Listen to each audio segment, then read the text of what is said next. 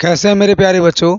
उम्मीद करता हूँ आप लोग बहुत अच्छे होंगे और बहुत ही मज़े से बिल्कुल तैयारी में लगे हुए होंगे, है ना। चलिए कोई बात ना। आज हम लोग पहले नंबर एक्सरसाइज, अभी पहला नंबर एक्सरसाइज का क्लास बहुत दिन चलने वाला है और पहले नंबर का क्लास आज 5वां दिन ले रहे हैं, यानी पार्ट पार्ट 5 तक। पार्ट 5 में आपको पूरी की पूरी मानव में उत्सर्जन कैसे होता है इसके बारे में जानेंगे, यानी उत्सर्जन एक्सरसाइज है। बिल्कुल वैसे एक्सरसाइज जैव प्रक्रम है, लेकिन जैव प्रक्रम का उत्सर्जन वाला भाग आपका पढ़ाने वाले हैं, जो उत्सर्जन हम लोग पढ़ेंगे। उत्सर्जन में जो पढ़ने वाले हैं, जिसमें बिल्कुल शुरुआत से उत्सर्जी जो होता है वो चीज़ हम लोग जानेंगे। ये क्लास 10th का बायोलॉजी है, जो पार्ट 1 यानी एक ही चैप्टर का 5वां भाग आपका है उत्सर्जन, है ना। इसके बारे में पूरा जानेंगे। ये पूरे के पूरे थ्योरी क्लास है, तो थ्योरी क्लास बिल्कुल ले करके चलेंगे कि कैसे हम लोग उत्सर्जी करते हैं, मानव कैसे उत्सर्जी करते हैं, पेड़ पौधे कैसे उत्सर्जी करते हैं, उन सब के बारे में अगर जानते हैं तो बात करते हैं। अगर शुरुआत में तो देखिए, सबसे पहली बात अगर करें तो हम लोग उत्सर्जन के बारे में बात करेंगे। तो उत्सर्जन आखिर होता क्या है, सबसे पहली बात हम लोग जानेंगे कि मानव में उत्सर्जन तो जानते हैं। मानव तो हम लोग जानते होंगे कि मानव किसी को कहते हैं, तो मानव जो हम लोग मनुष्य हैं, हम लोग क्या है, मानव हैं। अब उत्सर्जन की बात करें, देखिए हम अपने शरीर से जितना उपपची पदार्थ मतलब बिना पचे हुए या हानिकारक पदार्थ हम अपने शरीर से जो बाहर निकालते हैं ना, जो मल मूत्र के द्वारा या पसीना के द्वारा, या कह सकते हैं कि नाक से जो निकलता है उसके द्वारा, या हमारे कान से भी कुछ कुछ निकलते हैं, तो इन सभी के द्वारा जो शरीर से बाहर निकालते हैं बेकार हानिकारक पदार्थ को, इसी को हम लोग उत्सर्जन कहते हैं। इसी प्रक्रिया को हम लोग क्या बोलेंगे, उत्सर्जन।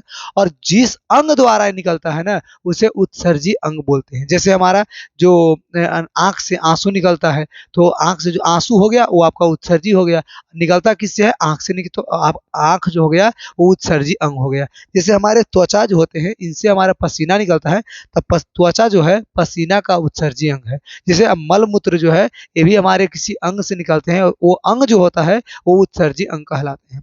आगे हम लोग अगर बात करें तो सबसे पहले अगर शुरुआत करिए तो इसी को हम लोग बोलेंगे एक्सक्रिएशन, है ना। उत्सर्जन को क्या बोलेंगे, एक्सक्रिएशन। अभी होता क्या है कि जब जैव प्रक्रम जिसमें जीवों के उपापचयी मतलब बिना पचे हुए जो भाग होते हैं, उपापचयी क्रिया में जनित यानी कि जनित हानिकारक नाइट्रोजन से मिला हुआ पदार्थों का क्या होता है, निष्कासन होता है, कहता है कि उत्सर्जन कहलाता है। क्या कहलाता है, उत्सर्जन कहलाता है।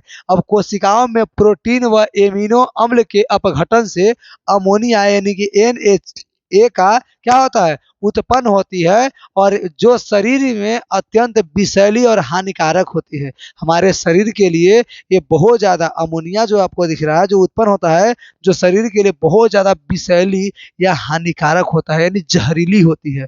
कहता है इसके बारे में कि इसलिए इसको शरीर से बाहर निकालना आवश्यक होता है।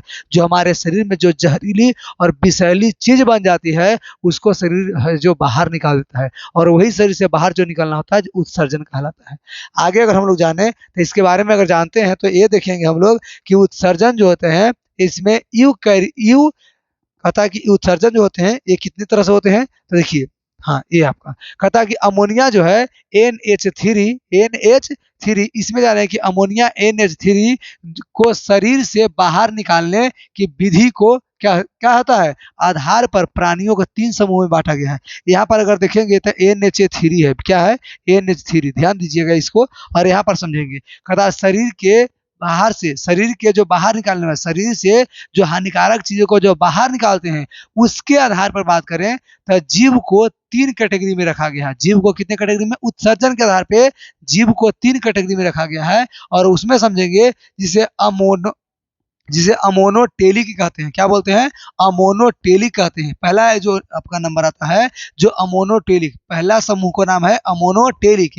ये वे जंतु होते हैं, यानी कि इसमें वैसे जंतु को रखा गया है जो कहता है कि नाइट्रोजनी यानी नाइट्रोजन से मिला हुआ नाइट्रोजनी अवशिष्टों को यानी बेकार पदार्थों का अमोनिया के रूप में उत्सर्जन करती है, यानी शरीर से बाहर निकालती है। उसे क्या बोलेंगे, अमोनोटेलिक कहते हैं, यानी अमोनोटेलिक प्राणी कहलाते हैं। अमोनिया कहता उत्सर्जन के लिए जल की आवश्यकता अधिक होती है। अमोनिया के साथ अमोनिया के उत्सर्जन जब करता है तो उस उत्सर्जन के समय में जल का बहुत ज्यादा मात्रा में क्या होता है, जरूरत पड़ता है। इसीलिए जलीय जीव ही ऐसा कर पाते हैं, यानी कि अमोनोटेलिक जो होते हैं वो जलीय जीव में आते हैं। जितने जीव जो जल में रहते हैं वो सारे के सारे कैसे समूह के प्राणी हैं, अमोनोटेलिक समूह के प्राणी हैं उत्सर्जन के आधार पे। आगे अगर बात करें तो जैसे कथा प्रोटोजोआ, फेरी कथा कि पोरीफेरा, कुछ एनीलिडा और जलीय एथ्रोपोड जो है, ऐसा मोलास्क मछली आदि जो होते हैं ये सारे के सारे अमोनोटेलिक में आ जाते हैं। दूसरी अगर बात करें तो दूसरा नंबर पर देखिए क्या आता है, जिसको यूरियोटेलिक बोलते हैं। क्या बोलते हैं, यूरियोटोलिक बोलते हैं। अब यूरियोटेलिक जो होता है ये ऐसे प्राणी होते हैं, इसमें वैसे प्राणी को रखा गया है जिसमें नाइट्रोजनी के अवशिष्ट पदार्थ यानी जहरीली पदार्थ के रूप में, कहता है कि यूरिया के रूप में अवशिष्ट पदार्थ जो जहरीली पदार्थ है उसको यूरिया के रूप में क्या करता है, उत्सर्जन करते हैं, यानी यूरिया के रूप में बदल करके उत्सर्जन करते हैं और उन्हें यूरियोटेलिक प्राणी कहते हैं। उसे क्या कहते हैं, यूरियोटेलिक प्राणी कहते हैं। और ये स्थल पर रहने वाले अधिकांश जंतु ऐसा अमोनिया के क्या करता है, अमोनिया के यूरिया में बदल देते हैं। स्थल पर रहने वाले अधिकांश जंतु होते हैं जिसको क्या में बदल देते हैं, यूरिया में बदल देते हैं। और ये सारे के सारे मानव हो गए, पेड़ पौधे हो गए, मानव हो गए, खरगोश हो गए, मनुष्य हो गए, शेर हो गए, ये सारे के सारे जीव या जलीय जीव आप कह सकते हैं या स्थलीय जीव सारे आते हैं। यानी कि यूरिया में जल जो होता है घुलनशील होते हैं। यूरिया है वो जल में घुलनशील होने के कारण इसके उत्सर्जन के लिए जल की आवश्यकता होती है। इसके उत्सर्जन के लिए किसकी आवश्यकता पड़ती है, जल की आवश्यकता पड़ती है। जैसे उभयचर जंतु व स्तनधारी जंतु। उभयचर किसको बोलेंगे, जो आपको जमीन जल में रहता है और साथ में स्थल, उसको उभयचर बोलते हैं, यानी उभयचर जंतु होते हैं। और ये जो होते हैं स्तनधारी जंतु, यानी कि जैसे शेर हो गए, खरगोश हो गए, मनु इत्यादि जो होते हैं यूरियोटेलिक प्राणी में के अंतर्गत आते हैं, कैटेगरी के अंतर्गत।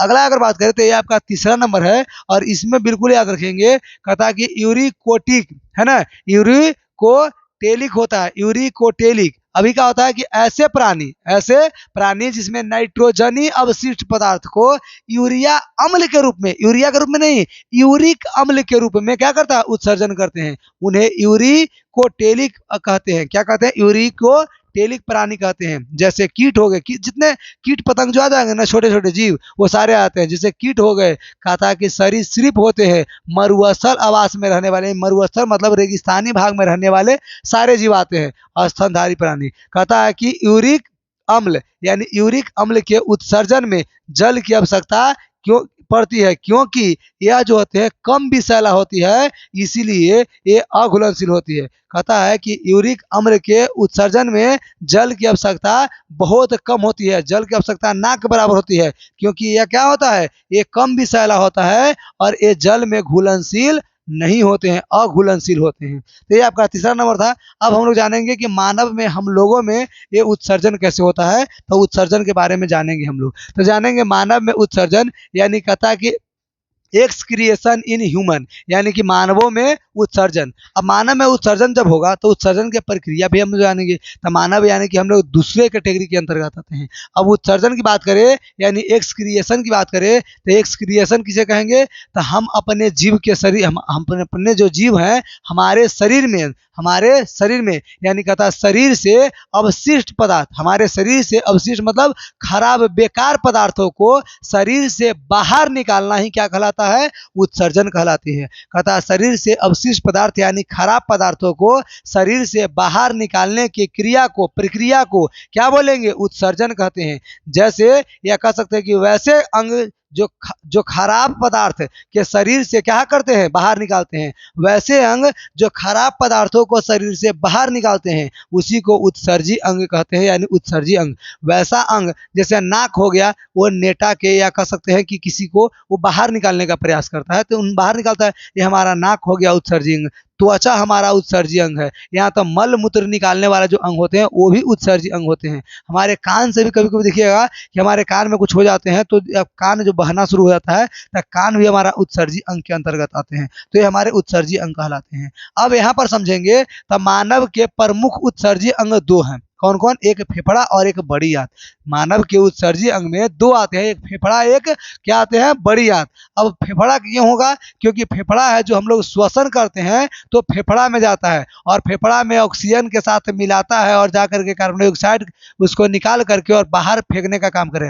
देखिए कार्बन डाइऑक्साइड जहरीला गैस है, जहरीला पदार्थ है, तो जहरीले पदार्थ को शरीर से बाहर निकालने का काम करता है, इसीलिए फेफड़ा है जो उत्सर्जी अंग होंगे। और बड़ी आंत क्यों होंगे? क्योंकि बड़ी आंत जो है हम भोजन जो करते हैं, भोजन को यानी कि मल के रूप में, मूत्र के रूप में ये हमारे बड़ी आंत में क्या होते हैं? अवशोषित होते हैं और यहाँ से जाकर के गुद्दा में यानी कि मलाशय से मल द्वार के रूप में बाहर निकल जाते हैं। तो ये भी हमारा क्या होगा? बड़ी आंत हमारा उत्सर्जी अंग हो जाएंगे।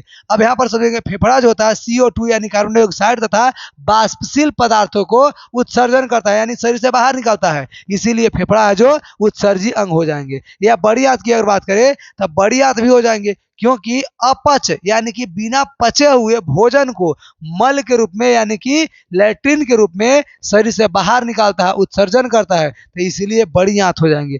आगे अगर बात समझे तो किडनी भी होता है बाबू। कितना? किडनी, जिसको हम लोग क्या बोलते हैं? किडनी को हम लोग यकृत बोल सकते हैं कि यकृत है ना, तो ये हमारा हो जाता है।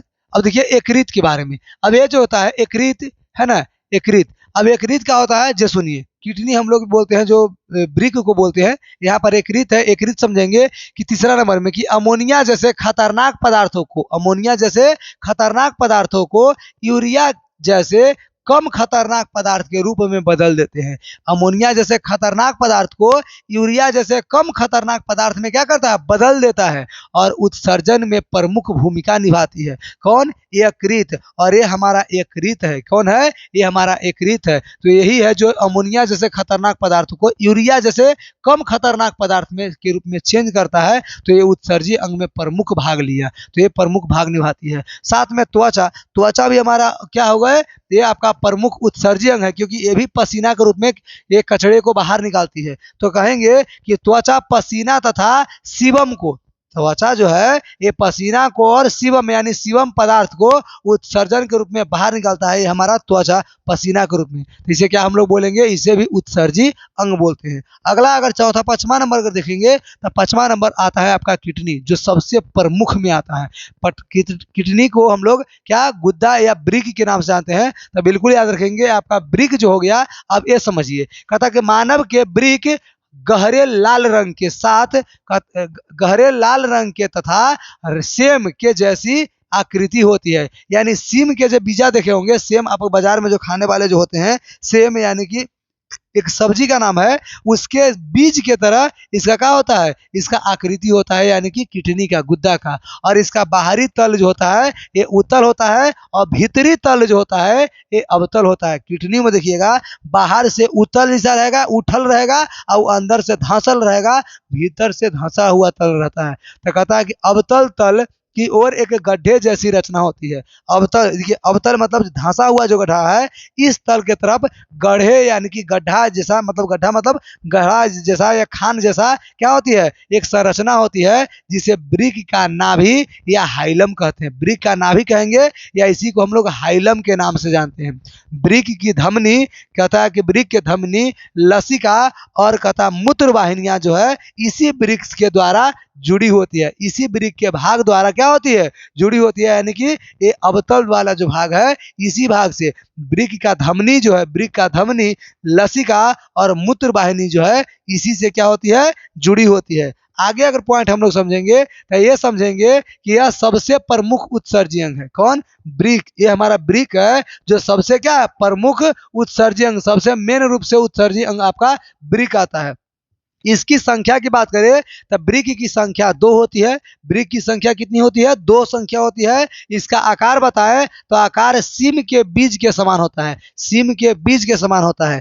प्रत्येक ब्रिक में लगभग जो कहते हैं, प्रत्येक ब्रिक का भाग जो अगर बात करें तो प्रत्येक ब्रिक का भाग 140 ग्राम होता है। कितना ग्राम होता है? 140 ग्राम इस ब्रिक का भाग होता है। ब्रिक जो है ये पेरिटोनियम नाम के झिल्ली में क्या रहती है? बंद रहती है। और कहता है है कि वृक्क के इकाई को नेफ्रॉन कहते हैं। अगर वृक्क के इकाई को हम लोग नेफ्रॉन कहेंगे तो इसका परिभाषा अगर देना हो कि हम लोग नेफ्रॉन कहते किसको हैं, तो जो नेफ्रॉन होता है वृक्क के संरचनात्मक एवं क्रियात्मक इकाई को हम लोग नेफ्रॉन कहते हैं। तो ये बात आपको याद रखना पड़ेगा कि वृक्क के संरचनात्मक एवं क्रियात्मक इकाई को क्या बोलेंगे, नेफ्रॉन कहते हैं। यानी बहुत अच्छा पॉइंट आपका आ गया कि देखिए वृक्क के किसका, वृक्क का संरचनात्मक तथा या एवं संरचनात्मक एवं या संरचनात्मक एवं क्रियात्मक इकाई है ना, इकाई को क्या कहते हैं, नेफ्रॉन कहते हैं। बिल्कुल याद रखेंगे, नेफ्रॉन कहते हैं, नेफ्रॉन कहते हैं, है ना, कहते हैं। तो ये पॉइंट आपको याद रखना पड़ेगा कि वृक्क के संरचनात्मक तथा क्रियात्मक इकाई को क्या कहते हैं, नेफ्रॉन कहते हैं। और एक वृक्क में 10 से 12,000 नेफ्रॉन की संख्या होती है। एक वृक्क में कितना, 10 से 12,000 नेफ्रॉन की संख्या होती है। अब समझिएगा अगला पॉइंट जो क्या कहता है, नोट पॉइंट आपका है कि एक वृक्क जो होते हैं, वृक्क रक्त को छानने का, वृक्क है जो रक्त को, ब्लड को छानने का काम करता है। और रक्त में उपस्थित अवशिष्ट पदार्थ, रक्त में अवशिष्ट पदार्थ मतलब बेकार पदार्थ जो रक्त में अगर मिला होता है उसको निकाल करके, यानी कि अवशिष्ट पदार्थ मूत्र के रूप में होता है, तो अवशिष्ट पदार्थ मूत्र को निकालता है। कहता मूत्र में यूरिया होते हैं, मूत्र में क्या होता है, यूरिया होता है, अमोनिया होता है, यूरिक अम्ल पाया जाता है, जो कहता है बहुत खतरनाक पदार्थ होता है, जो क्या होता है, बहुत ज़्यादा खतरनाक पदार्थ होता है। मूत्र बनने के बाद मूत्र वाहिनी से होता हुआ मूत्राशय में चला जाता है। मूत्र बनने के बाद मूत्र क्या बनता है, ये आपका वृक्क यानी किडनी में ही बनता है। और यहाँ पर बनने के बाद ये मूत्रवाहिनी से होते हुए मूत्राशय में चला जाता है और वहाँ तब तक जमा रहता है, एकत्र रहता है, जमा रहता है तब तक जब तक मूत्र शरीर से बाहर ना निकाल दिया है। यानी कि जब भर जाता है तो आपको महसूस होता होगा कि हमारा टंकी फुल हो गया। जब फुल हो गया तो आप लोग बाहर निकालते हैं, और हम सब बाहर जो निकालते हैं तो ये तब तक वहाँ पर मूत्राशय में रहता है जब तक ये शरीर से बाहर ना निकल जाए तब तक। अगर बात करें तो वृक्क जो है ये रक्त के छाना जाता है, वृक्क में रक्त यानी कि ब्लड को छानने का काम होता है और इसी प्रक्रिया को डायलिसिस कहते हैं। वृक्क में रक्त को छाना जाता है और इस छानने के प्रक्रिया को ही क्या कहेंगे, डायलिसिस कहते हैं। क्या कहते हैं, डायलिसिस कहते हैं। अब ये बात हम लोग समझेंगे एकरा में होता क्या क्या है। ये हमारा वृक्क है, क्या है, वृक्क। वृक्क यानी कि हमारा जो आप देख रहे होंगे इसी को हम लोग वृक्क यानी कि किडनी के नाम जानते हैं। और इस तरह से वो पाइप दिख रहा होगा, इसको हम यूरेटर बोलते हैं। क्या बोलते हैं, यूरेटर। तो इस पाइप वाले भाग जो होते हैं इसी को यूरेटर बोलते हैं। और यहाँ पर आप दिख रहा होगा इस तरह से जो आपका प्याज लहसुन ऐसा दिख रहा होगा, इसको बलाडर बोलते हैं। क्या बोलते हैं, बलाडर, है ना, जैसे बैलून जैसे बलाडर होता है ना, उस तरह से बलाडर है। तो बिल्कुल बलाडर इसका नाम होता है। आगे अगर बात समझे तो इसके बारे में अगर दूसरी बात समझे कि मूत्रवाहिनी जिसको यूरेटर बोलते हैं, यूरेटर यानी मूत्रवाहिनी, अंग्रेजी में हिंदी में मूत्रवाहिनी, अंग्रेजी में यूरेटर बोलते हैं। यूरेटर का होता है, जे सुनिए, कहता कि प्रत्येक वृक्क में नाभिक से मोटी पेशीय भित्ति की एक पेशीय भित्ति की बनी लंबी नालिका निकलती है। पेशीय भित्ति की बनी हुई क्या निकलती है, नालिका निकलती है और इसे मूत्रवाहिनी कहते हैं। किसे क्या कहते हैं, मूत्रवाहिनी कहते हैं। कहता कि मूत्रवाहिनी का वृक्क में स्थित प्रारंभिक भाग चौड़ा होता है और किपनुमा होता है। क्या होता है, किपनुमा होता है, जिसे वृक्क श्रेणी के क्या कहते हैं, वृक्क श्रेणी के पेल्विस कहते हैं। क्या कहते हैं, पेल्विस कहते हैं, वृक्क श्रेणी का पेल्विस कहते हैं। आगे अगर हम लोग जाने तो ये देखेंगे कि इसका मूत्राशय क्या होता है। मूत्राशय जहाँ पे हमारा पेशाब जाकर के जमा होता है उस स्थान को, उस थैली को हम लोग मूत्राशय बोलते हैं। तो ये होता क्या है, तो ये समझे कि यह एक थैली के समान एक पेशीय रचना होता है। यह एक थैली के समान यानी कि बैग के जैसा पेशीय क्या होती है, रचना होती है, जिसमें मूत्र अस्थायी रूप से संग्रह किया जाता है, जमा किया जाता है। कहता मूत्राशय में यानी कि मूत्र का जो थैली होता है तो उस मूत्र वाले थैली में 700 से 800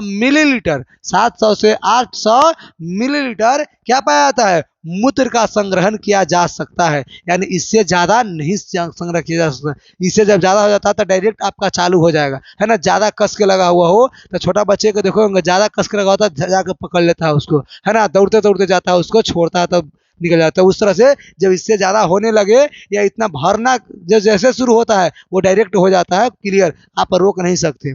चलिए अगला अगर बात करें हम लोग तब मूत्र वाहिनी समझेंगे। अब कहता है इसको यूरेथ्रा बोलते हैं, क्या बोलते हैं, यूरेथ्रा बोलेंगे। अब कहता है मूत्राशय के ग्रीवा से, मूत्राशय के ग्रीवा से एक पतली नालिका निकलती है, मूत्राशय के ग्रीवा से एक पतली नालिका निकलती है जिससे क्या कहते हैं, मूत्र मार्ग कहते हैं, यानी यूरेथ्रा बोलते हैं। क्या बोलते हैं, यूरेथ्रा बोलते हैं। और ये जो है ये क्या होता है, मूत्र मार्ग द्वारा मूत्र शरीर से बाहर निकलता है, मूत्र मार्ग के द्वारा मूत्र है जो शरीर से बाहर निकलता है उसी को क्या बोलेंगे, मूत्र मार्ग बोलते हैं। क्या बोलते हैं, मूत्र मार्ग कहते हैं। आगे अगर बात हम लोग समझे तो ये हमारा नेफ्रॉन है, वृक्क का भाग है, इस तरह से हमारा वृक्क होता है। तो ये वृक्क का धमनी आपका रेड कलर वाला है, जो वृक्क का धमनी है जो शुद्ध रक्त को क्या करता है, लाने का काम करता है, सॉरी अशुद्ध रक्त का लाने का काम करता है। और ये हमारा जो नीला वाला भाग जो दिख रहा होगा इसको वृक्क शिरा कहते हैं, जो शुद्ध रक्त को ले जाने का काम करता है। और इसके अंदर जो कई सारे छोटे छोटे कलियां होते हैं जिसे बलकुट कहते हैं, और इस बीच वाला भाग को हम लोग मध्यांश बोलते हैं। और जो आप किनारे किनारे जो पतला पतलों से पतला आपको दिखेगा इसको संग्रहक नालिका बोलेंगे। और बेलिनाई वाहिनी आपका इसी में आता है। उसके बाद केलिवस बोलते हैं, जो मोटा वाला भाग यहाँ पर है जो केलिवस। और उसके बाद ये जो आपको इस तरह से खाली वाला भाग जो दिख रहा होगा जिसको पेल्विस बोलते हैं। क्या बोलते हैं, पेल्विस। और जो नीचे इस तरह से जो भाग गया हुआ है इसी को हम लोग मूत्र वाहिनी बोलते हैं, जो पेशाब वाला नली आपका है। तो ये आपका पेशाब वाला नली होता है। आगे अगर हम लोग बात करें तो देखिए ये बलकुट क्या होता है, जो हम लोग यहाँ पर अभी देखे, क्या देखे यहाँ पे बलकुट है ना। तो ये बलकुट क्या है इन सब की बात हम लोग जानेंगे। तो बलकुट क्या है, तो बलकुट जिसको क्या बोलते हैं, कॉर्टेक्स बोलते हैं। और यह गहरे लाल रंग का होता है। ये गहरे कितने रंग का होता है, लाल रंग का। वृक्क यानी किडनी का सबसे बाहरी भाग है, लाल रंग के वृक्क के सबसे बाहरी भाग होता है। उसके बाद मध्यांश, मध्यांश आपका एकदम जस्ट नीचे वाला भाग है, यानी इसके बाद ये आपका जो आता है मध्यांश मतलब बीच वाला भाग। नाम सुनिए, मध्यांश मतलब मिडिल, यानी कि मिडला, है ना। मेडुला बोलते हैं इसको, क्या बोलते हैं, मेडुला। कहता कि यह है वृक्क का भीतरी भाग है, ये वृक्क का बाहरी भाग, यह वृक्क का भीतरी भाग। और इस भाग में वृक्क के नलिकाओं, वृक्क का नलिकाओं के कहता कि हेनले का लूप तथा संग्रह नलिकाएं पाई जाती है। संग्रह क्या पाई जाती है, नालिकाएं पाई जाती है। वृक्क नाभिक या हाइलम, वृक्क नाभिक या हाइलम किसे कहेंगे, तो अवतल तल में, कौन तल में, अवतल तल की ओर गड्ढे जैसी एक रचना होती है। अवतल तल की ओर, अवतल तल की जैसी गड्ढे जैसी क्या होती है, रचना होती है, जिसे वृक्क का नाभि या हाइलम कहते हैं। जिसे वृक्क नाभि या क्या कहेंगे, हाइलम इसको कहते हैं। आगे अगर हम लोग बढ़े तो ये समझेंगे कि वृक्क धमनी। अब वृक्क धमनी क्या होता है, जो सुनिए, वृक्क में अवशिष्ट पदार्थों से, वृक्क में अवशिष्ट मतलब बेकार पदार्थों से मिला हुआ गंदा रक्त को हम लोग क्या बोलेंगे, इसी को हम लोग जो गंदा रक्त को लाने का काम करता है यही वृक्क धमनी होता है। क्या होता है, वृक्क धमनी। अभी हम आपको दिखाएंगे कैसे, तो ये आपको यहाँ पर दिखा सकते हैं। हाँ, ये जो वृक्क धमनी है ये लाल वाला जो क्या करता है, गंदे रक्त को, वृक्क में गंदे रक्त को लाने का काम करता है, वृक्क धमनी। आज जो यहाँ पर ब्लू वाला दिख रहा होगा ये वृक्क शिरा है। और वृक्क शिरा शुद्ध रक्त को ले जाने का काम करती है। क्या करने का काम करती है, शुद्ध रक्त को ले जाने का काम करती है। तब वृक्क शिरा जो है ये रेनल वेंस होता है, जो वृक्क के द्वारा साफ किया हुआ रक्त यानी शुद्ध रक्त को क्या करता है, वृक्क के शिरा द्वारा ये बाहर ले जाया जाती है ना। जिसको हम लोग क्या बोलते हैं, रेनल वेंस और किडनी वेंस, या रेनल वेंस या किडनी वेंस दोनों कह सकते हैं। तो ये हम लोग कहते हैं। अगली अगर बात समझे तो देखिए नेफ्रॉन क्या होता है। नेफ्रॉन के एक और नाम जानते हैं, वृक्क नलिकाएं। तो नेफ्रॉन या वृक्क नलिकाएं, तो इसका परिभाषा अभी अभी हम कुछ देर पहले दिए थे। क्या दिए थे कि वृक्क की किसकी? वृक्क की। बिल्कुल याद रखेंगे, वृक्क की संरचनात्मक एवं क्रियात्मक इकाई को नेफ्रॉन कहते हैं। बस वही बात याद रखिए कि वृक्क नलिकाएं की या नेफ्रॉन की, तो कहता है कि वृक्क की संरचनात्मक तथा क्रियात्मक इकाई है। वृक्क की संरचनात्मक एवं क्रियात्मक क्या है? इकाई है, जिसे हम लोग नेफ्रॉन कहते हैं। मनुष्यों में वृक्क में लगभग 10,000 से 12 लाख, मनुष्यों में लगभग 10 लाख से 12 लाख महीन महीन लंबी कुंडलित नलिकाएं पाई जाती है। या कह सकते हैं कि एक मनुष्य में लगभग या एक वृक्क में लगभग 10 लाख से 12 लाख क्या पाया जाता है? नेफ्रॉन पाया जाता है। एक वृक्क में नेफ्रॉन की संख्या 10 लाख प्लस होती है, यानी 10 लाख से 12 लाख के आसपास में पाया जाता है। और आगे अगर बात करें तो ये नलिकाएं रक्त को क्या करता है? छान करके नाइट्रोजनी अवशिष्ट के वो क्या करती है? अलग करती है, जिसे हम लोग मूत्र कहते हैं। क्या बोलते हैं? मूत्र कहते हैं, यूरिन कहते हैं। और यूरिन की अगर बात करें, देखिए सबसे पहले नेफ्रॉन का एक भाग आपका है, ये आपको संरचनात्मक क्रियात्मक के रूप में आपको सचित्र वर्णन करने के लिए आता है नेफ्रॉन के, कि नेफ्रॉन को सचित्र वर्णन कीजिए। आप वर्णन कैसे करेंगे? तो ये आपका एक लंबा पेड़ की तरह आपको बना देना है। इधर से आपको जैसे चिलिम वगैरह जो होता है ना, आप देखे होंगे कभी भी कि इधर से एक अथी होता है, इधर चिलिम होता है और इधर से निकाल करके गुड़ गुड़ गुड़ पीने वाले, आप पहले के ज़माने के लोगों को देखे होंगे, ऐसा वाला बनाया हुआ था जो इस तरह से पाइप की तरह होता है। तो बिल्कुल ठीक वैसे ही तरह है। अब इसमें समझेंगे कि ये आपका पिक्चर है, जिसमें आपका सबसे ऊपरी वाला भाग है, इस तरह वाला भाग जिसको अभिवाही धमनियाँ कहते हैं, और इधर वाले भाग को क्या बोलेंगे? अभिवाही ताम्र ताम्रनिका बोलेंगे। क्या बोलेंगे?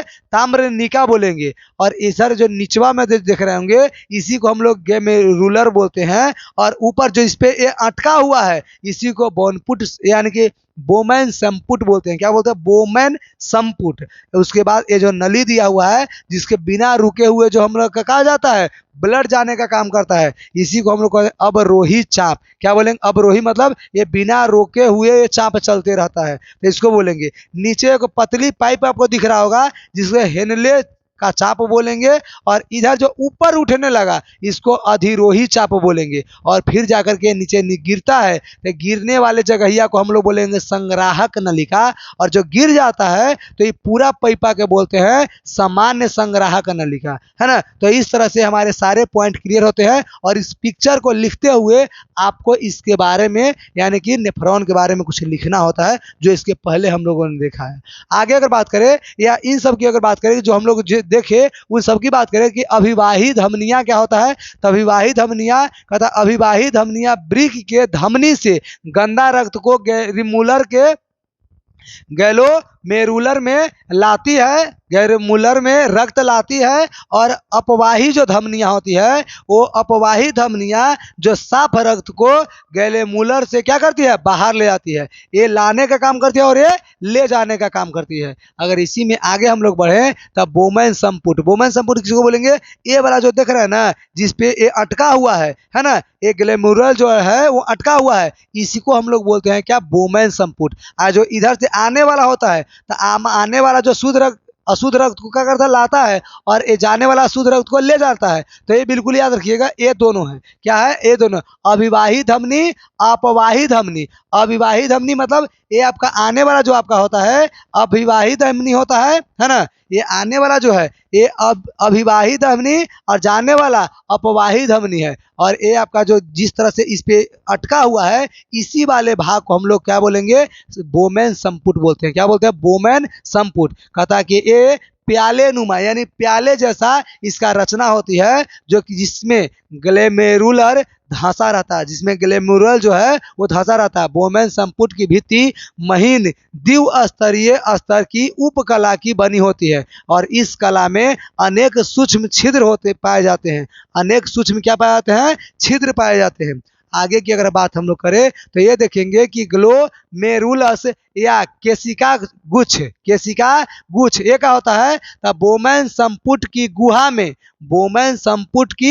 में वृक्क धमनी की अभिवाही धमनियां कई शाखाओं में विभक्त होकर के कोशिकाओं का गुच्छा बनाती है, जिसे ग्लोमेरुलस कहते हैं, जिसे क्या कहते हैं, ग्लोमेरुलस कहते हैं, है ना। आगे अगर हम लोग पॉइंट समझे तो इसमें ये समझेंगे कि समीपस्थ, है ना, समीपस्थ कुंडलित नलिका क्या होता है। तो ये देखिए ग्लोमेरुलस जो होते हैं कि ग्रीवा से ग्रीवा यानी कि गर्दन से पीछे लंबी मोटी कुंडलित नलिकाएं निकलती है और इसी भाग में कहता कि केशिका गुच्छीय निस्पंद का 2/3 भाग पुनः अवशोषित कर लिए जाते हैं और ये जो पुनः स्थापित करते हैं, अवशोषित करते हैं, इसी को क्या बोलते हैं, समीपस्थ कुंडलित नलिका कहते हैं।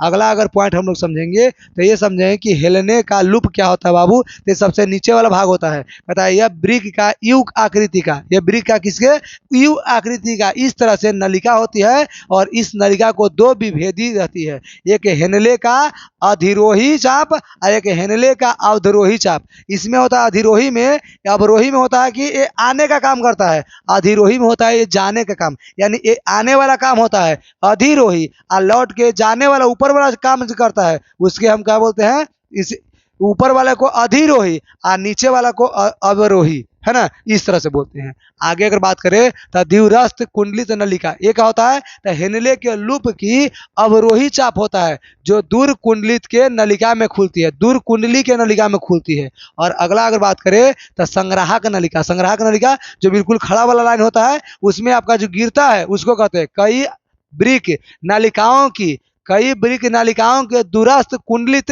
नलिकाओं संग्राहक नलिका में खुलती है और इसमें से प्रत्येक वृक्क कहता है कि नलिकाओं में बना मूत्र समान संग्रह नलिका में क्या होती है, आ जाता है और कहता है कि मूत्र वाहिनी द्वारा मूत्राशय में पहुंच जाता है, मूत्र वाहिनी द्वारा कहाँ पहुंचता है, मूत्राशय में पहुंचने का ये काम करता है। तो इस तरह से ये होता है। अगली बात समझेंगे कि पेशाब क्या होता है और पेशाब में कौन कौन से चीज पाए जाते हैं। तो बात अगर सबसे पहले करें तो पेशाब में सबसे पहले अगर बात करें तो 95 से 96% ओनली 1 जल पाया जाता है। क्या पाया जाता है, जल पाया जाता है।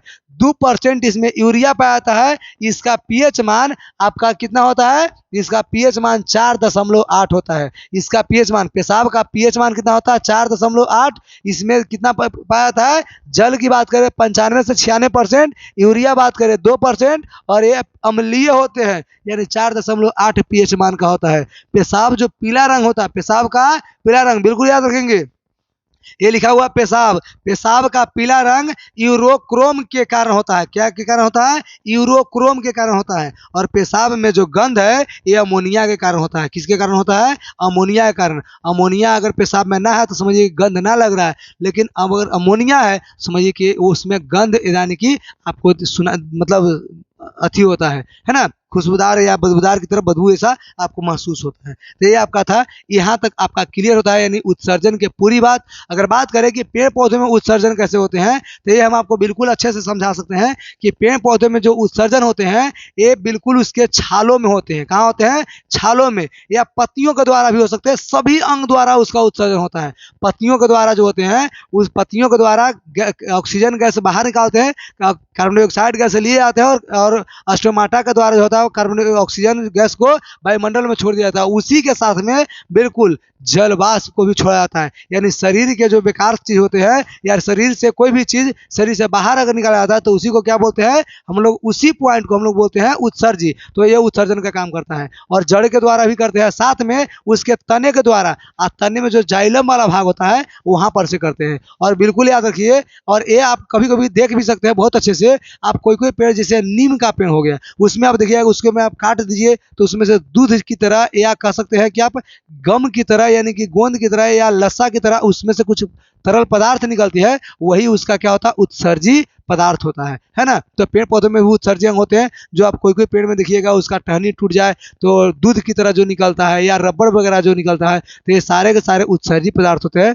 तो उत्सर्जी अंग पेड़ पौधे में ऐसे होते हैं और हमारे जो जीव में होते हैं वो हम आपको अभी क्लियर किए। चलिए थैंक यू, अगले फिर से मिल रहे हैं जो ऑब्जेक्टिव क्लास के साथ में अगला दिन आपको बिल्कुल मिल रहे हैं। तो बिल्कुल अगले दिन का इंतजार करेंगे और ऑब्जेक्टिव क्वेश्चन बिल्कुल नहीं छोड़ना है, पूरा धुआंधार कर देना है। इसमें लगभग 100-150 से ज्यादा आपका ऑब्जेक्टिव क्वेश्चन मिल सकता है, हो सकता है 200 भी क्वेश्चन पार कर जाए। तो ऑब्जेक्टिव क्वेश्चन बिल्कुल धुआंधार आपको 2-3 पार्ट में आपको होगा, लेकिन पूरा का पूरा क्लियर करने की कोशिश करेंगे कि एक बार में क्लियर हो जाए। Thank you, goodbye, good night.